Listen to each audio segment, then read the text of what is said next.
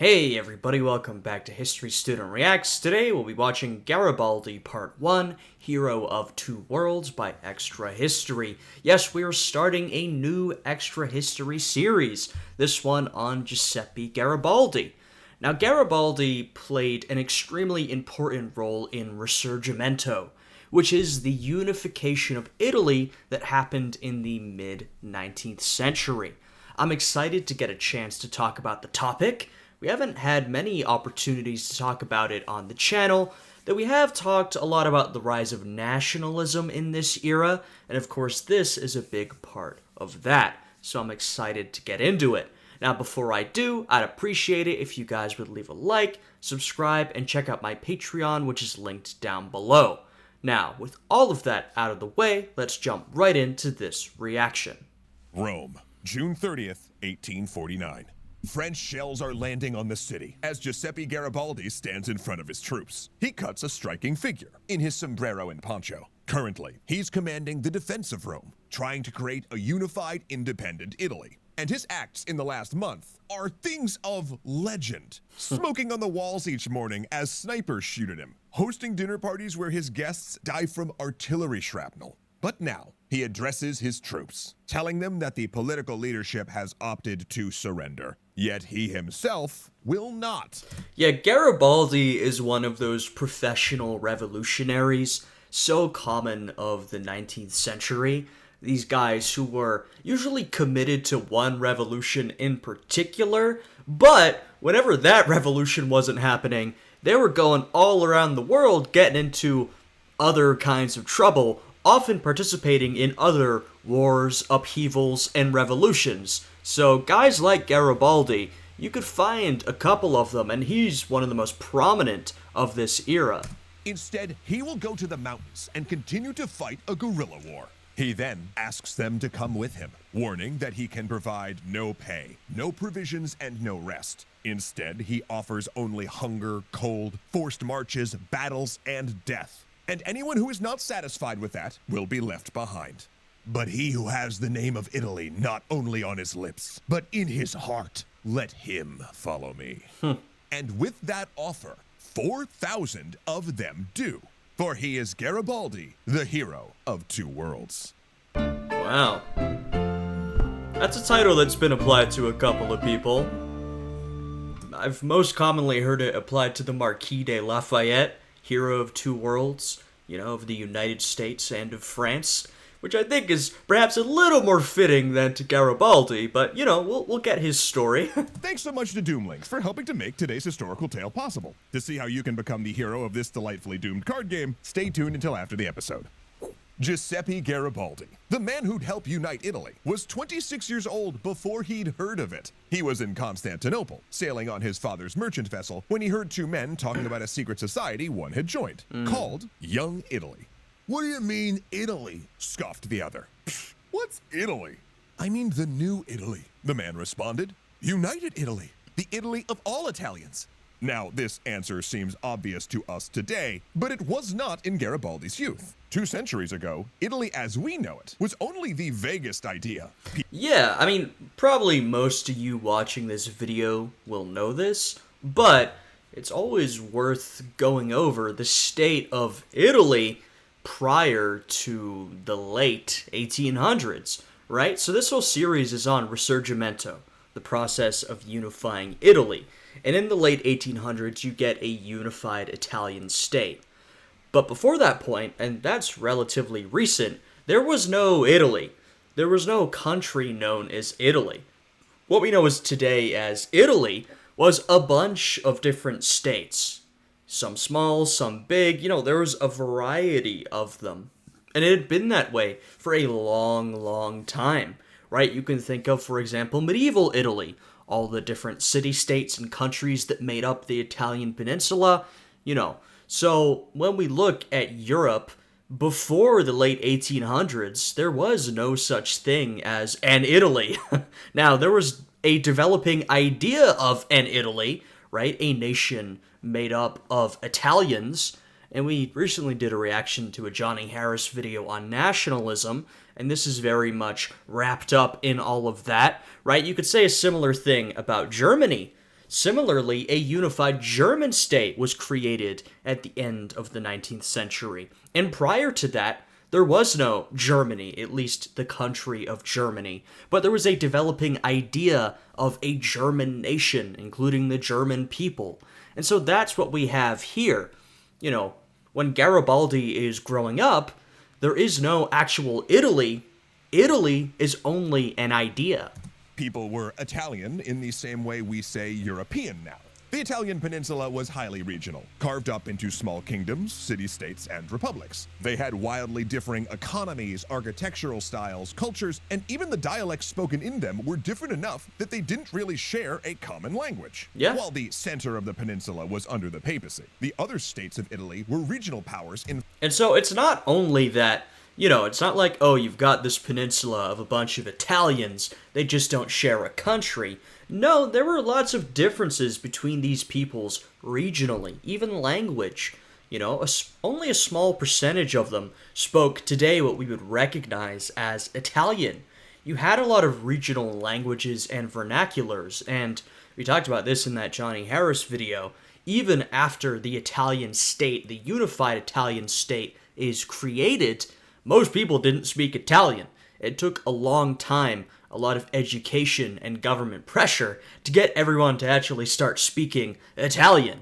So you've got a lot of different peoples who, they have some stuff in common, but they also have a lot of differences. And one of the big political projects, one of the big parts of Risorgimento as sort of a broader intellectual movement, are a lot of these writers and radicals and revolutionaries spreading these ideas of Italian patriotism, creating national symbols, creating and finding things that connected the Italians, right? So they're sort of forming a national identity that will bring people together despite their various differences. In flux, constantly competing with their neighbors. This made fertile ground for the larger and more powerful states that surrounded the peninsula, particularly France and Austria, to bankroll or offer protection to various states and fight proxy conflicts against their enemies. Right, and Austria had a lot of influence in northern Italy, even controlling a good chunk of territory in northern Italy, and that was sort of a long-standing arrangement. Austria was one of those foreign powers that had a lot of influence, right? Because when you have an Italy that's broken down into so many of these small states, the big powers will come in and exert themselves. So Austria has a lot of influence, and then so does France. France also has a hand in Italian affairs and politics. People in the Italian And we'll see both of them playing a role through this process. States were content with this situation, willingly acting as tools. After all, they generally feared domination by neighboring states far more than abdicating some power to Austria or France.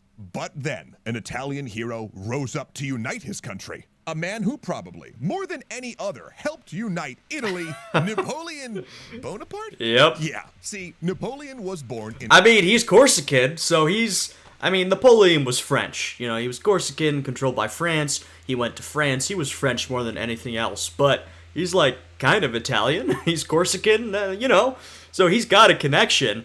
But as we're going to see, and we talked about this in that nationalism video, a lot of nationalism across Europe kicks off with the French Revolution, and then Napoleon exporting the ideas of the revolution as he conquered the continent. And that was very true in Germany, for example. That's also going to be true in Italy. In Corsica, and espoused his Corsican nationalism before... Right, yeah, Napoleon was a Corsican nationalist early in his life. He was opposed to French domination. Now, of course, his tune changed over time, but, had Napoleon's life gone differently... he lives a little bit before all of this. But if Napoleon had lived a very different life, and had lived to a ripe old age, he could have been one of these sort of aging Italian nationalists in his older years. Of course, things went very different for young Napoleon. Or deciding he'd get promoted faster if he changed his name and mannerisms to appear more French. Which, he was right. And in 1796, he returned to Italy at the head of a French army that conquered it, threw out the regional monarchs, and expelled the Pope. He went on to carve it up into 3 parts, ruled by various family members, achieving what was once thought impossible, uniting all of Italy into hating him. Because now, whether you were Venetian or Milanese, Florentine or Roman, you all loathed Napoleon. And once again, you saw some of this in Germany. Now, Napoleon had some German allies, actually, but he also had a lot of German enemies. And so you had a similar situation where you've got all these different German states, you know, Prussia, Bavaria, Austria, of course, controls some German territory, etc., etc., etc. And, of course, a bunch of much smaller German polities who all don't like each other, though they have, you know, some unified political entity with the Holy Roman Empire. Napoleon invades, goes marching through their territory, and a lot of these Germans from different states go, you know what, maybe we should work together against Napoleon. And that starts to forge a sense of shared identity. That, along with a whole host of other things, right? These ideas of nationalism were on the rise, even intellectually, aside from just the practical need of having to unite against a figure like Napoleon. But then on the flip side, you hated Napoleon going away. Because despite treating Italian states like exploited colonies, he also brought a lot of modernization. From street lighting and upgraded sewers, to throwing priests out of government positions in exchange for career civil service. Yeah, Napoleon was a mixed bag, and people would often have mixed opinions. You know, Napoleon was sort of a foreign tyrant, and so people hated him for that. Right? No one really enjoys foreign domination, but, you know, especially maybe after the French occupation was over, some people, especially your sort of liberal middle classes, they did enjoy some of the government reforms that Napoleon brought, the Napoleonic Code. You know, a lot of people throughout Europe in these different states, after their countries returned to a more sort of conservative style of government following the Congress of Vienna, a lot of them went, you know what? We didn't like the foreign domination of Napoleon, but we did like some of his governing. We liked some of the policies he brought in. So there was a bit of a mixed bag, right? It wasn't all negative in the eyes of the people who lived there. They may not have liked Napoleon, but there was some stuff they did like. Basically, Napoleon had given Italy both a common enemy. I mean, even the Spanish, right? Talk about Napoleon's, or the experience of the Iberian Peninsula during the Napoleonic Wars, right? That's where the French fought one of the most brutal conflicts against the Portuguese and the Spanish. And the people of the Iberian Peninsula, they hated French domination. They hated it. I'm not going to argue they didn't. But only a couple years after the end of the Napoleonic Wars, they had their own uprising for a liberal constitution. And you can bet part of that is due to Napoleon's influence. So even when he was hated, he still made a big impact.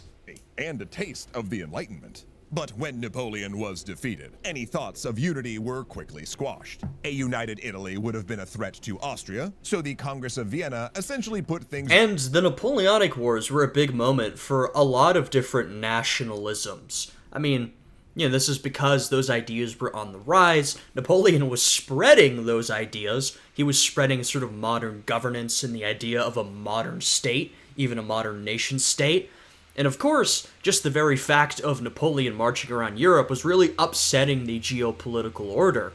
So it was a big moment for Italian nationalism, for German nationalism, a big moment for, you know, even Spanish nationalism and liberalism, right? Wanting that liberal constitution. A big moment for Polish nationalism, right? Prior to Napoleon, there was not a Polish state. That might sound kind of crazy, but the Polish state, the country of Poland that had existed in the past, had been partitioned by its neighbors. All of Poland's territory had been taken by Russia, Austria, and Prussia. It was gone by the time Napoleon arrived. And he essentially created a new Poland. And, you know, that was their chance to have a country. Didn't work out in the end, as Napoleon was defeated. and, Poland became part of Russia eventually. The Tsar took domination of a sort of semi-autonomous Poland that was then absorbed into Russia. But that was a big moment for Polish nationalism. Of course, a big moment for French nationalism. So, a big moment for nationalism everywhere. And you can see this by the wave of nationalist revolutions that would sweep across Europe in the decades to come. Of course, we talked about that revolution or rebellion for a liberal constitution in Spain. Another example, shortly after the Napoleonic Wars, you had a nationalist revolution in Greece, and these would only continue as time went on. Back like they were, restoring the minor kings and hustling France out the door so Austria would be the dominant power over the peninsula. And those conservative kings went on to roll back all of Napoleon's reforms, including things like street lighting and sewers. This was the mess that Garibaldi was born into in 1807. His hometown had been incorporated into French territory for much of his childhood before being returned to the Kingdom of Piedmont-Sardinia by the Congress of Vienna. His family owned a ship but was relatively poor and sent him to a church school so he'd have the education to advance his position and not be stuck in the sailing life living voyage to voyage like his father. So when he heard that conversation about young Italy, the topic was not only personal, but he had the education to wrap his mind around its Enlightenment concepts like nationalism and freedom. In fact, he was already semi-awakened politically. On a previous voyage, his father's ship had transported a socialist radical who preached societal reform, the equality of women, and destigmatizing sexuality. So, building off of that, the moment Garibaldi... This is a real era of radicalism. Some people might call this sort of, this... I think it's sometimes called maybe the long 19th century. This sort of end of Napoleonic Wars into the early 1900s. It's a real era of isms. Nationalism, liberalism, socialism, conservatism, later on, fascism. There's a lot of isms going around, a lot of radical ideology going around. And new ones would pop up. Marxism, and of course, later, fascism. But even the ones that were already there, like liberalism, they'd be playing a big role throughout this time period. Garibaldi heard about Young Italy, he was in. First, he sought out the Young Italy Society's founder, Giuseppe Mazzini. And Giuseppe Mazzini is one of those most influential figures of Risorgimento. You want to talk about it, it's probably, it's been years since I've read about this, but it's Garibaldi, Mazzini, Cavour, and King Victor Emmanuel II. These are probably the four most important individuals to Italian unification. And Mazzini and Garibaldi are sort of our two revolutionary comrades. Who was living in exile after a failed uprising. There, Garibaldi pledged his support to Mazzini's dream of creating one free, independent Republican nation. Neither of them could have known that this would be a lifelong relationship, and Mazzini had a mission for Garibaldi. Go to Genoa, join the Navy of Piedmont-Sardinia, start recruiting, and when Mazzini triggered an insurrection, stage a mutiny. Oh, and Garibaldi did so. But when the time came and he raised the banner of revolution, it was only for like a few hours. Because turns out... Yeah, we all know the big successful revolutions. You can name them off. But there have been a lot of revolutions, rebellions, uprisings over time. And the vast majority are not successful. Rebel army... Now, they may build towards something bigger, but a lot of them, in that moment, they don't really work. That was supposed to invade was crushed almost immediately, causing Garibaldi to jump on a ship and go on the run. Supposedly, though, only after making love to 3 women, because, he was in a bit of a rush. Sentenced to death in absentia, he couldn't return home. So instead, he knocked around as a sailor, lying low, scraping by, and doing small acts of rebellion wherever he could, like ferrying activists back to Italy. Bro was straight up fireflying it. Hearing that there were opportunities for sailors in the Empire of Brazil, he relocated to Rio de Janeiro. Still restless and bored, he decided to solve his ennui by enlisting in a war. Specifically, the Ragamuffin War of 1834. Like I said, Garibaldi and Mazzini, but we're talking about Garibaldi here. He's one of these professional revolutionaries of the era who's usually devoted to one revolutionary cause, but being a professional revolutionary involves being in exile quite a lot. And while they're in exile, they're usually not just chilling. They're either working towards their one treasured revolution. A lot of them are writers and journalists and theorists, so doing a lot of writing, maybe raising money, activism of some sort, or the more sort of rambunctious of these professional revolutionaries will find some other war or revolution to get themselves involved in, and they'll just start fighting. They've got that revolutionary fighting spirit, maybe they want to gain military experience for when their own revolution kicks off. So Garibaldi's a good example of this. He's, like I said, one of the more famous of these professional revolutionaries, but there was quite a few of them during this era, just sort of, running around and sailing around Europe and the world. You'll find a lot of them in, Europe, Latin America, the United States. You'll find these people everywhere. 5. One of the many attempts by the regions on the periphery to break away from Brazil's central government. In brief, the southern province of Grande do Sul was basically cowboy country, with an economy developed around raising beef, and the people there practiced gaucho culture, a ranching culture analogous to the American West, complete with ponchos, sombreros. These are kind of the original cowboys, gauchos. Cattle drives, and 6-shooters. But the central government... They're pretty cool. They've got drip. The sombrero, the poncho, they're pretty cool. Government had made trade agreements that made imported beef so cheap that the meat trade cratered, which led to a rebellion. To Garibaldi, who had an inherent sense of romantic imagery and never met an underdog he didn't like, right. The pull was irresistible. He showed up and asked for a letter of marque, offering his services as a naval commander since they had no navy. Great, they said. Do you have a ship? Nope. A crew? Couple other Italian guys. Access to a port? No.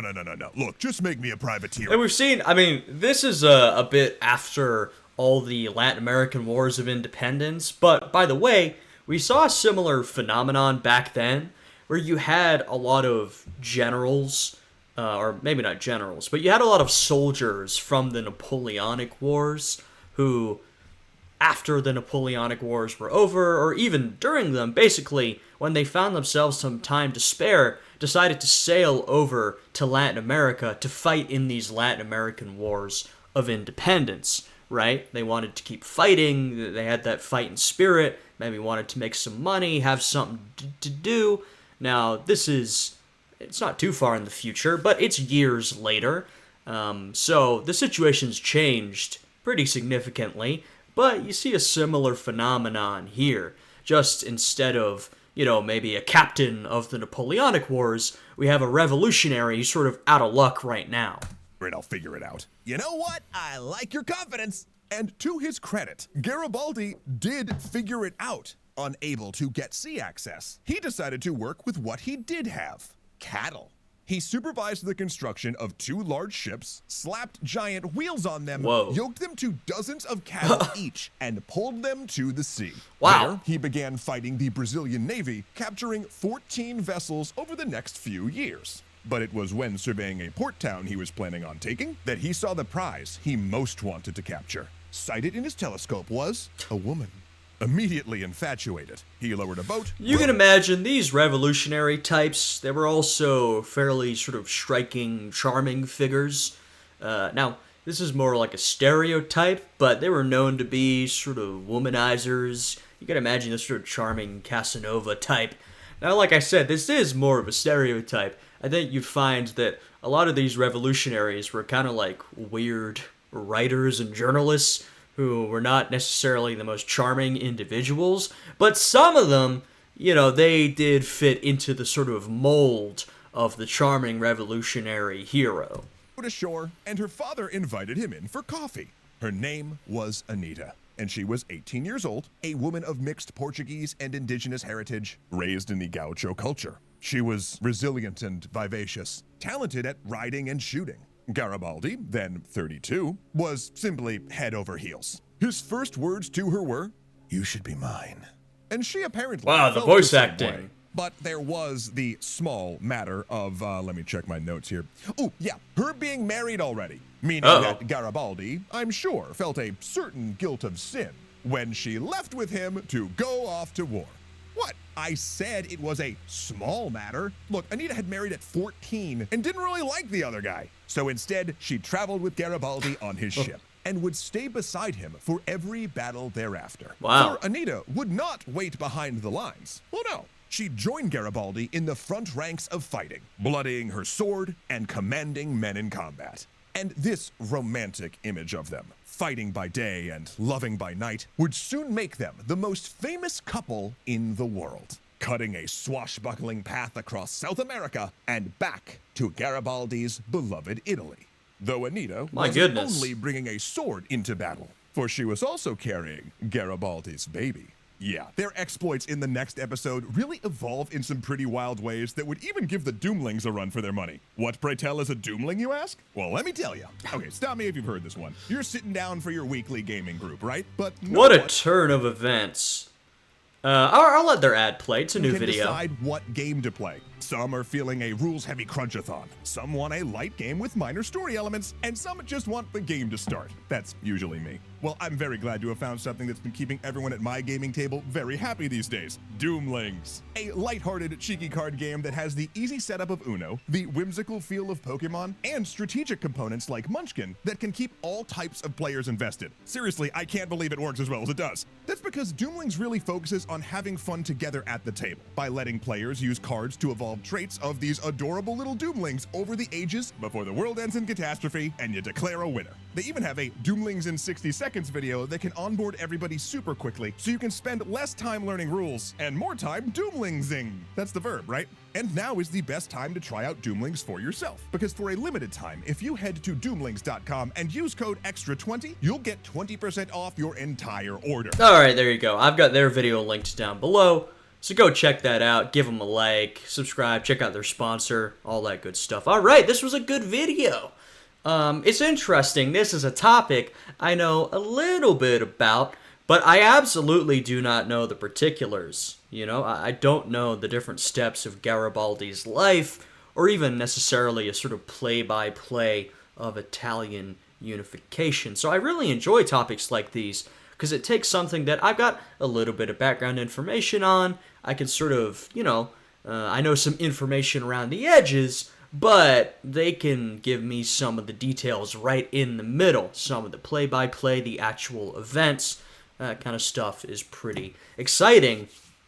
So we essentially, in this video, got a background on the idea of Italian unification and sort of the early exploits of Giuseppe Garibaldi. Also introduced to Mazzini, like I said, one of the most important revolutionary figures of Italian unification alongside Garibaldi. So yeah, a good start, I have to say. If you guys enjoyed this one, I'd appreciate it if you'd leave a like, subscribe, check out my Patreon, which is linked down below. With all that, I hope you guys are all having a good day today, and I'll see you again next time. Goodbye.